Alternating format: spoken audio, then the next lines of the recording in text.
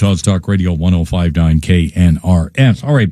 The number of Brown University students who now identify as LGBTQ plus has doubled. That's right, doubled in just 13 years. That's according to a new poll from the university student newspaper.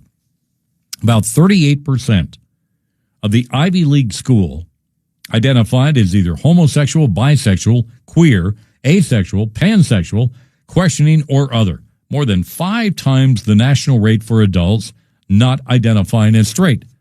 So what is going on here? Is it simply a social contagion? Joining us on our Newsmaker line to talk about that is Matt Lamb. Matt is with the College Fix.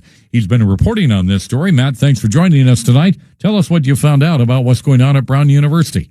Sure. So at thecollegefix.com, where I also write, we're regularly keeping tabs on what's going on college campuses. And the Brown University student newspaper recently published a survey that found that between 2010 and 2023, identification as LGBTQ plus has almost tripled among the student body. This, of course, reflects that this most recent generation, Gen Z, is more likely to be LGBTQ because, of course, the student body are different people than they were in 2010. And this is actually 5 times the national rate Brown University students that don't identify as straight, so compared to the nation as a whole. So, Matt, is it social pressure? What is going on here, do you think? Absolutely. So in my opinion, I do think that social pressure or social contagion does play a role. Dr. Lisa Littman, who actually used to teach at Brown University before she was pushed out of her position, popularized the idea of rapid onset gender dysphoria, which is basically that peer pressure could be contributing to individuals identifying as transgender. And I think it would be fair to say that there might be similar effects on bisexuality, being gay, lesbian, etc. Matt, these are massive increases. I mean, it's startling when you look at the increase.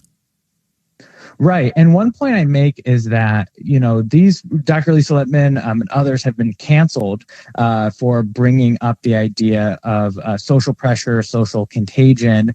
But if you look at on other issues, for example, smoking cigarettes, I think most people would agree that peer pressure can play a role in whether or not you're going to take up smoking cigarettes or whether or not you're going to drink. There's research showing that peer support groups can also help you lose weight or pay off debt. So it really should not be controversial, the idea that peer pressure or social influence would lead people to be more likely to identify as LGBT. There's actually a professor out of England who found that identification has outstripped actual sexual activity, which would point to the idea that people are identifying for social reasons, even if they're not necessarily engaging in, LGBT sexual activity. Matt, does the survey indicate that who's giving in to the pressure? Is it more women or more men?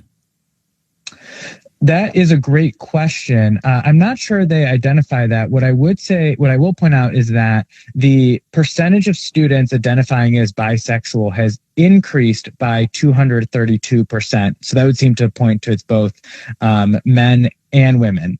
And so Dr. Lisa Littman's research when she was at Brown University was that it was girls who were more likely to identify than as transgender male or whatever you want to call it. So I do think women are more likely in general to be peer pressured into these activities, at least based off what Dr. Littman has found. So are they identifying this just to be part of the crowd and not, be an outlier on this? What is that what's taking place, Matt?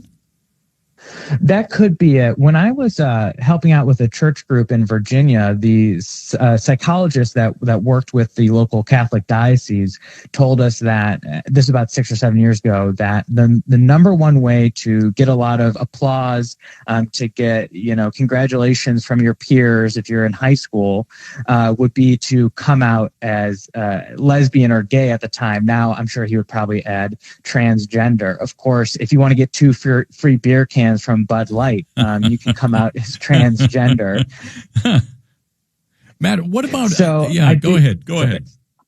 No, I do think it is social pressure. And, actually, as we covered at the College Fix, there are researchers who are being punished and canceled for even bringing this possibility up. Professor Michael Bailey at Northwestern University, Dr. Littman, who I've mentioned, Kenneth Drucker, they've been targeted, and now they're actually all teaming up. As my colleague just reported at the College Fix, and it was in the Free Press, to study this issue of rapid onset gender dysphoria and social pressure. So some academics are definitely taking notice of this. And Matt, did you mention that this pressure is not only taking place at the college level, like Brown University, but also down to the high school level? Because that's my take as well. Is it yours?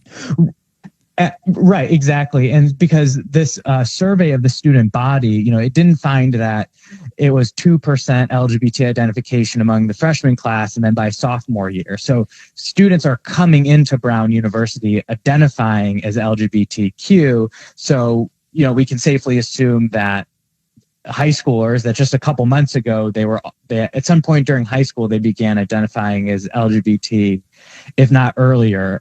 There was another story I reported on for the Washington Examiner about a 5-year-old who apparently is very interested in reading about gay penguins. So it's certainly starting younger and younger, even down to kindergarten. So it's safe to assume, now we're talking primarily about a survey at Brown University, but is it safe to assume this is happening at universities all around the country, Matt?